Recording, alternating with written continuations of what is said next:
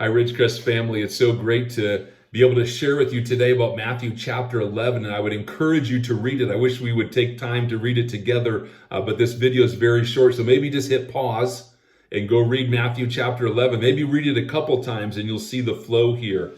It starts out here at the beginning where John the Baptist is in prison. He sends his disciples to Jesus Christ, and he says, "Is he the one?" Find out, is he the one? And Jesus doesn't answer him with a yes or a no, saying, yes, he is the one. He says instead, report back to John the Baptist what you've seen and what you've heard. And he talked about the different miracles that they had seen. And he reflects back to that because as he sends John's disciples back to report to him, basically saying, yes, he is the one, but actions speak louder than just what could be said in a simple yes or no. And then he turns and he has a discourse with the people, and he says, John the Baptist can't be shaken. He's not like a very simple piece of paper that's just going to be blown about in the wind. He doesn't wear fancy clothes like your current religious leaders are more concerned about the outside. He is the real, authentic person. Is he a prophet? Matter of fact, it says he's more than a prophet. He's the fulfillment of prophecy. And in verse 15, Jesus Christ gives an imperative command here. He says, you better listen to this. This is important. And then he shares this riddle about the children playing a flute, but you didn't listen. We played a song and you didn't go along with our song. He says, listen, tradition, the things that you've traditionally learned are not more important than the gospel of Jesus Christ. Don't just play their tune. Don't just go with what people expect.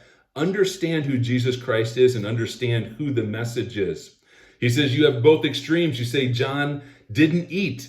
And yet you said Jesus ate, but he ate with sinners and tax collectors, which is even worse. And you're not happy with either of those extremes. But see, this is authentic Christianity. It's not just about appearances and it's not just about traditions. He talks about the miracles that were performed in the different towns that he had just come from. And he said there wasn't a great response to those miracles. He said there, and he refers back to the Old Testament, Sodom and Gomorrah, Capernaum, other cities that were judged. And he said, if they were to see these things and hear these things, they would have completely repented and changed. He said, that's what you need to do. You need to change where you're at. The importance of repentance here when seeing the truth of the gospel of Jesus Christ. And then he comes to the conclusion at the end of the chapter. And oftentimes we land here, but I want you to catch the whole story of what he's talking about because he's going against tradition. He's going against what's popular. And he says, these things are heavy. These things are not easy. And he comes to the conclusion here. He said, basically inviting them to come to him. He said, verse 28, come to me, all who are weary and heavy laden, and I will give you rest. Take my yoke upon you and learn from me, for I am gentle and humble in heart, and you will find rest for your souls. For my yoke is easy and my burden is light. The yoke, you think of a team of oxen or donkeys, the yoke, the piece of equipment that combines the two of them together. And he says, listen, the teachers that you have been under, what they are requiring of you is heavy. The law is heavy, but they've expanded the law. They've made it so many commandments and things you can do and can't do. And you can't heal on the Sabbath and you can't do these things that he was doing to help people with the miracles. He said, that yoke is heavy. That teaching is heavy. Come to me, Jesus Christ. My teaching is light. My yoke is easy and my burden is light.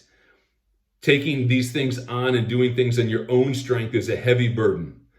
That you don't need to do it alone. You don't need to do it according to these traditional teachers. You need to understand the gospel message of Jesus Christ.